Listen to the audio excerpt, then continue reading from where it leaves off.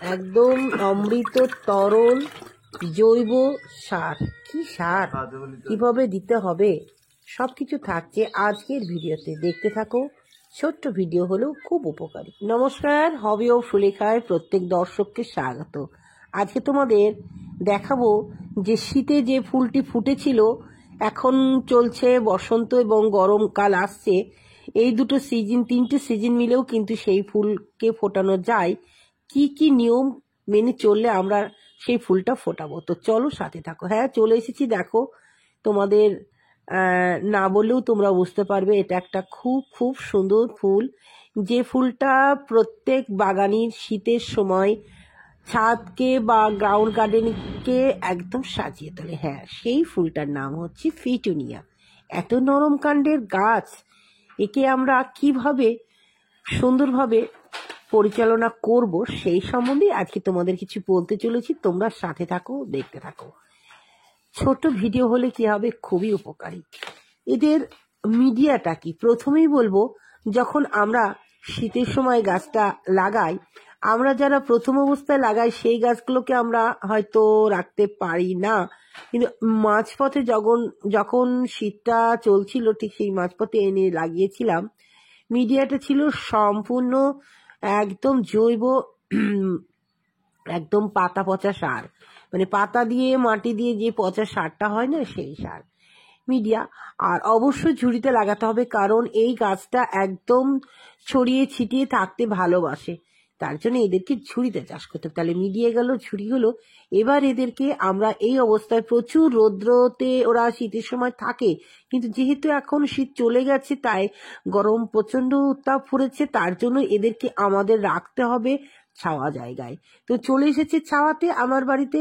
তো যাই হোক, ছাওয়াতে তো রেখে দিয়েছি। এমন অবস্থায় এদের কি পরিচর্যা, হ্যাঁ অবশ্যই বলবো, একটা মুখ্যম জিনিস এদেরকে যদি আমরা প্রয়োগ করি, আর কিছু লাগবে না, বাইরে থেকে খোল ভেজানো জলও লাগবে না, আবার তোমরা যদি মনে করো কোনো সার, তাও লাগবে না, এই একটা ওষুধেই কাজ হয়ে যাবে। সেটা কি, সেটা অবশ্যই বলবো, তোমরা দেখতে থাকো। একটু খানিকক্ষণ দেখো না, তাহলে নিজে চোখেই বুঝতে পারবে। তবে খুব সুন্দর সুন্দর, আমি এবার মোটামুটি সব কালারের না আনলেও কিছু কিছু মোটামুটি 10টা কালার তো নিয়ে এসেছিলাম দর্শক বন্ধু। তো যাই হোক, খুব সুন্দর, সব থেকে সাদাটা হচ্ছে খুব সুন্দর। আর যে কটা কালার এসেছে আমার বাড়িতে দেখতেই পাচ্ছ, খুব সুন্দর। গত বছর ডাবল পেটালে নিয়ে এসেছিলাম, এবার সম্পূর্ণটাই সিঙ্গেল পেটালে নিয়ে এসেছিলাম। চলে এসেছে সেই তরল এবং অমৃত সার। হ্যাঁ, সেটা কি, এই দেখো, দেখে ছোট ছোট যে মাছ, অতিরিক্ত ক্যালসিয়াম যুক্ত যে ছোট মাছ, সেই মাছের জল পরিষ্কার করে আমরা তো অনেকবার ধুই, সেই কালো জলটা বেশ কিছুদিন ধুয়ে এক জায়গায় রেখে দিতে হবে। একটু যে গন্ধ গন্ধ বেরোবে, একদম কম্পোস্ট হয়ে যাবে, সেইটার সঙ্গে আরো জল মিশিয়ে দিয়ে দিতে হবে। ব্যাস, এইটাই একটাই হচ্ছে পিটুনিয়ার মোক্ষম একদম তরল জৈব সার। এই একটা জিনিস দিলেই কিন্তু দর্শক বন্ধু কি বলবো, আর কিছু লাগবে না।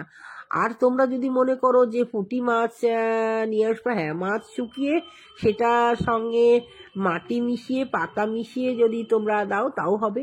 তবে প্রথমেই দেওয়ার আগেই কিন্তু আমাদের যে কাজটা করতে হবে, যে নরম দেখছো তো, একদম পাতা পাতা সার, একদম নরম ঝুরঝুরা মাটি, অবশ্যই আমাদেরকে কি করতে হবে, মাটিটাকে খুঁড়ে নিতে হবে, কারণ শিকড়টাকে তো হাওয়া বাতাস খাওয়াতে হবে, তার জন্য মাটিটাকে খুঁড়ে নিয়ে তারপরে কিন্তু আমাদের লিকুইডটা দিতে হবে। কতদিন অন্তর দিতে হবে, অবশ্যই 10 দিন অন্তর দাও, আর প্লেন জল দেবে।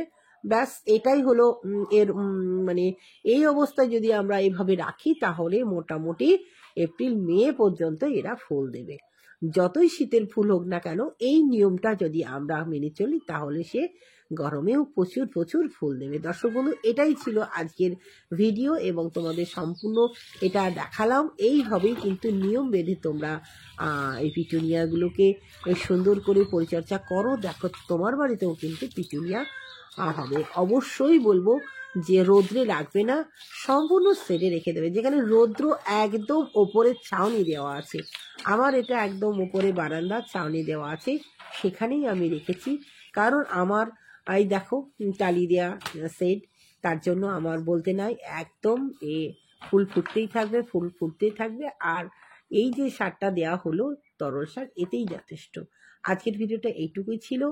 আবারও ফিরে আসবো নতুন কিছু নিয়ে। হবি অফ সুলেখার ভিডিওগুলো অবশ্যই উপকারী ভিডিও।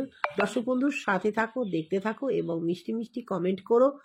তোমরা সাথে থাকলেই আমার কাজটাও অনেকটাই এগিয়ে যাবে।